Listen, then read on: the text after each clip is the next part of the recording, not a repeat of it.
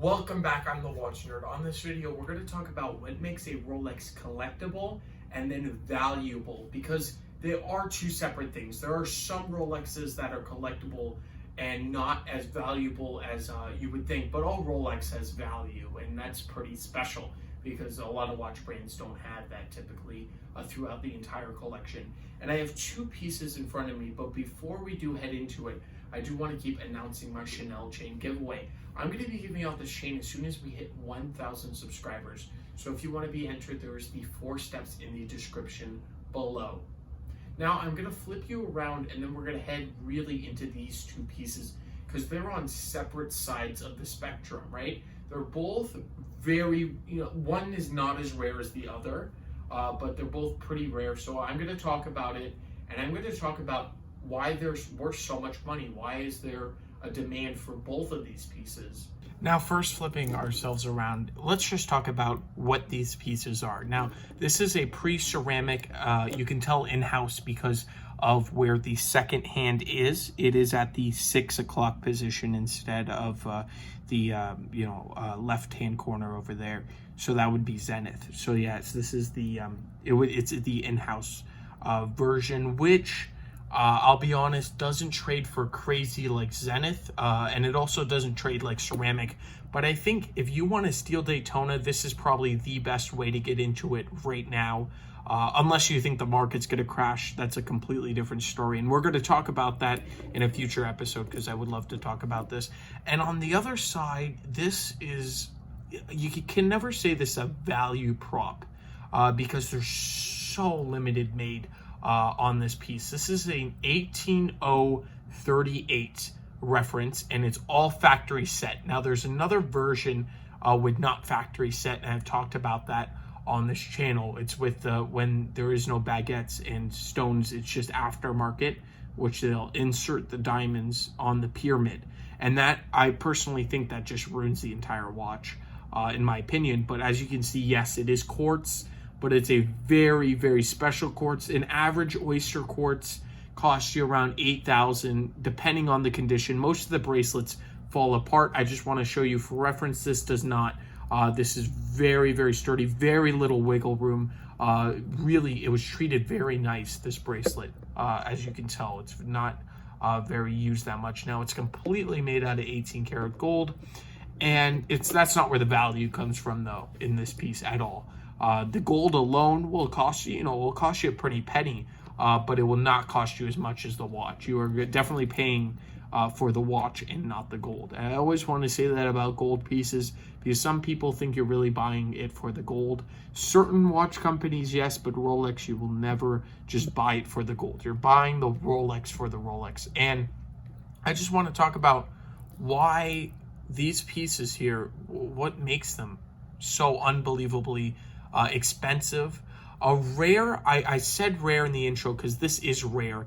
This one, I believe there's 10 dial variations during this reference run, and it's pretty crazy because this one, I will pull you up a little closer, it is the smaller hands, so the hour and minute hand is smaller than it normally is, like on the later versions. And I'm just running the chronograph because I like doing it. And there's little differences with the dial, very minimal differences. If you're not very much into Daytonas, you will not notice it if you have one of these with a different variant. Very, very subtle differences. And this is the black face too. But I brought both of them because they're both unique. They're very expensive, both of the pieces. And how one can be so rare, because this really you don't see a lot. I don't, if you buy a piece like this, I don't think you'll ever run into it in your life again. Even if you know collectors, I don't even think collectors, serious collectors, can get their hands on this piece just because it is so unbelievably rare. And at the same time, if you pay enough money, you will get this watch. It's not where you can't find it, because this watch you can really not find. There's a few online, but very, very, it's just, you really won't find this type of piece with the pyramid bracelet, factory bezel, factory face. It is extremely rare, and that is an original. Sometimes I believe, I don't know how many came, but there's different languages, and of course English is the most on this. Most people want English, and it came originally. Everything is original about this piece, which I find pretty incredible. How it's kept so well over the years. Now, of course, this is not like, new old stock where it's basically it's new. Some of them are even better condition than this, but this kept pretty magnificent condition for what it is, because this is from 80s, this is from the 2000s. And as you can see, this Daytona has been loved. It is original polish though. It was never polished after it's coming out of the factory. So it's never been polished, I should say. And this watch it's around the same price as this day date. This day date, I don't know. It's very hard to say I put on a price. But for reference, let's use it between 22 and 25,000. 25, let's just say 25, and over here is 22,000, right? I know that there's thousands of different prices. By the time I post this video, I guarantee you one of these watches may be moved. Not so much to day date. These Daytonas, they go up, they go down. Not very little down though. They go up typically right now in where Rolex is. But I want to take you back to, let's say, 1986 when this piece came out. When this piece came out, all collectors did in the 80s. I was talking to an AD, the owner of an official dealer. That's when I do my hunt for steel. And that kind of gave me a little bit inspiration for making this video. And you guys can sit back because I'm not going to make this more of a rushed video. So I'm sorry if you came here and you thought it was a very quick video. Of course, you'll see the timestamp. But I just want to talk deeply about what I feel with both of these pieces. So yes, it is quartz.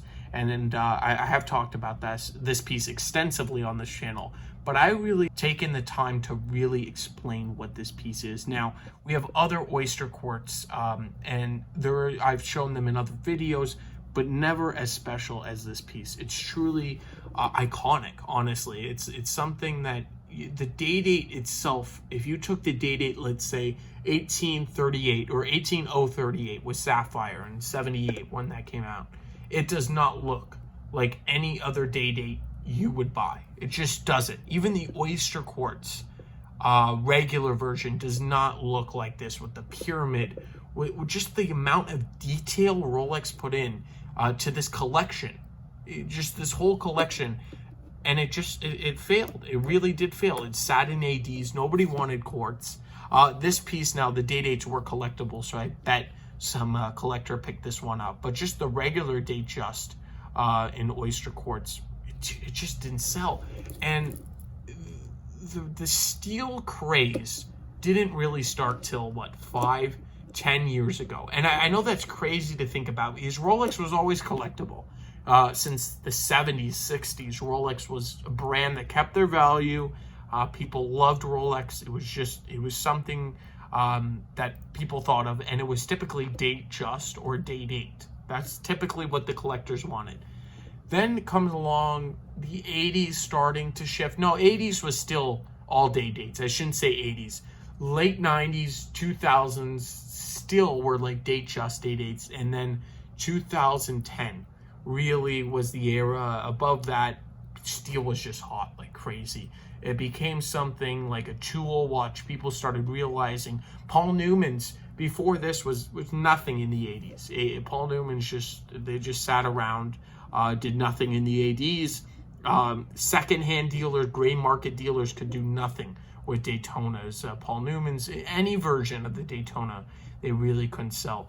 And then it was a storm. People started buying it. People started wearing it. The elite started with steel, and I think it started with AP. That's really where this craze started. Now, it's been a craze for a very long time, so people don't think that it will go back to its old ways, and I highly doubt that it will go back to the old days where people collected just day dates, because yes, it's a more contemporary size. I did not talk about size yet. This is in a 36 millimeter case. This is in 40. This is stainless steel. It's Daytona. I don't have to tell you all about it because you already seen 1,000 videos on this piece, including my videos where I talk about them. But I just want to sit back and just appreciate why you can pick this up for such an amazing price. Now, some sellers will have it for less, I can guarantee. Condition really does matter. I believe they only made it 1 year in 1986, 85, a few years anyway. And you won't find, it's so unique and special that you really won't find it anywhere else, honestly. Discontinued pretty much right away, these pieces. 2000s really was when the Oyster Quartz, 2001 was the last year they did that. But Daytona, on the other hand, yes.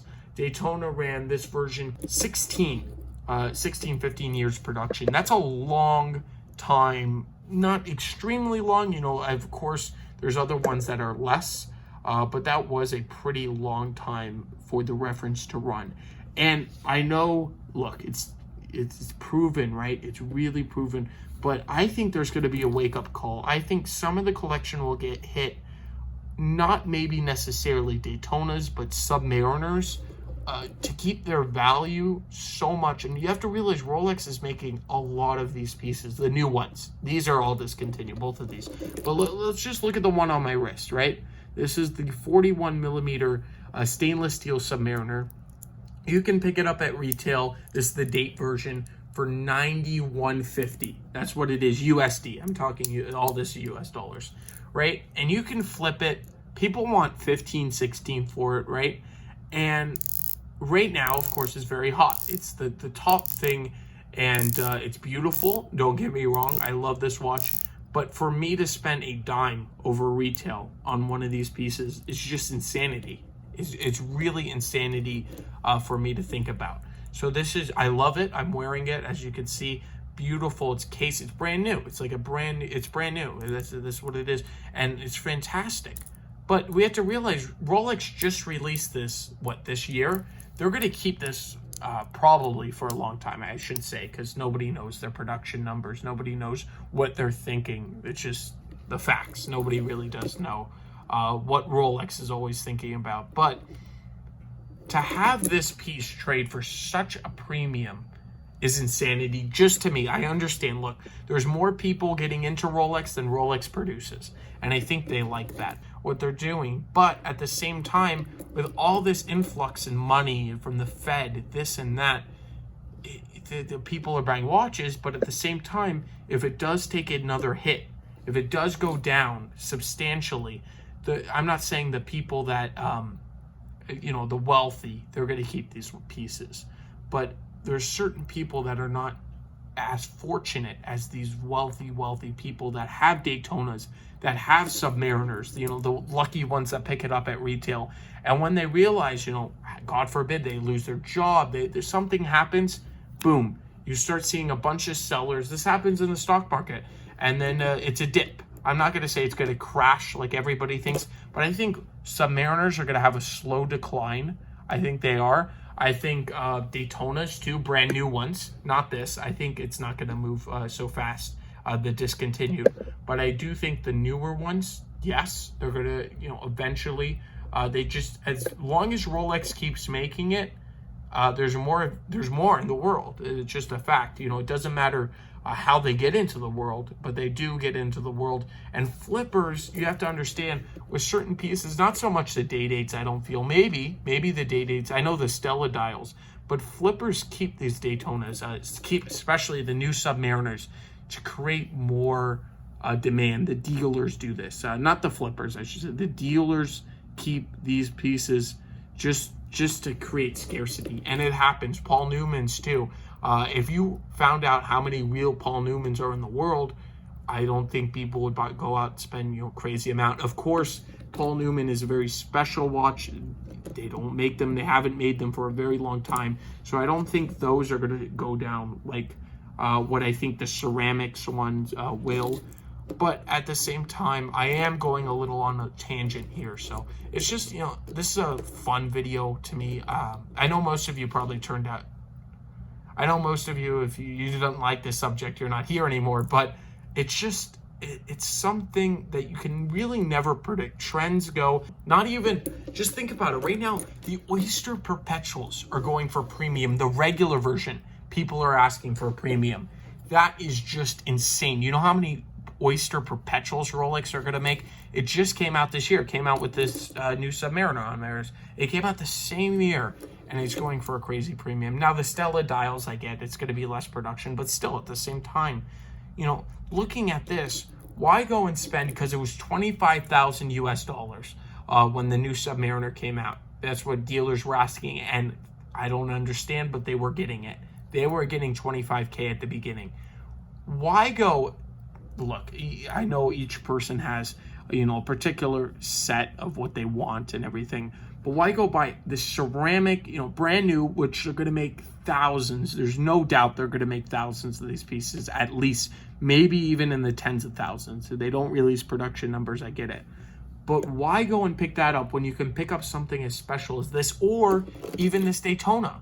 Honestly, like, to me, it doesn't make sense out of all the Rolexes. So that's where I'm going to leave it here. I would love to know your opinions in the comments down below. What is your value? What makes a Rolex expensive? Because it's not always exclusivity, because there's more made. But yes, exclusivity is a very big one. And at the same time, just look. All flawless diamonds. It's a dress piece, and that's where, you know, everything's casual now. But people can start going back to the small millimeters, and it's not like it's tiny. 34 watches, yes, I understand. Sellers will tell you, oh, they're going to come back in fashion. If I was trying to sell you, say, a 34 millimeter watch, which I'd never do on my channel. I would never want to sell somebody a watch. If they see a watch on the channel and they like it, they can, you know, you guys can email me. I shouldn't say they, you guys watching can email me, and we could talk about a price if you want something. But at the same time, if you don't, like, if you just want to, you know, just look and enjoy pieces, because I'm a collector. I'm not a person trying to, you know, make a living. I'm a young guy, and I just like sharing. That's really where I started my channel. That was the whole point of starting this channel, was to talk to you guys. So I would love to know everything in the comments. And I want to also mention, before I do end it, all you guys sending in the emails, doing the 4 steps for the Chanel chain giveaway, I am hearing you. You are entered, every single person that has followed the 4 steps. And I do make sure, of course, you have followed the 4 steps before entering you in the giveaway. And it's not a lot of you. Not all 300 of you are in the actual system. So if you do want to enter, there's the 4 steps in the description below. I'll put you into an Excel spreadsheet, and we're just going to randomize it. I'll do a video on it. And one of you lucky people out there are going to win the Chanel chain giveaway. That's where I want to leave it here. Thank you.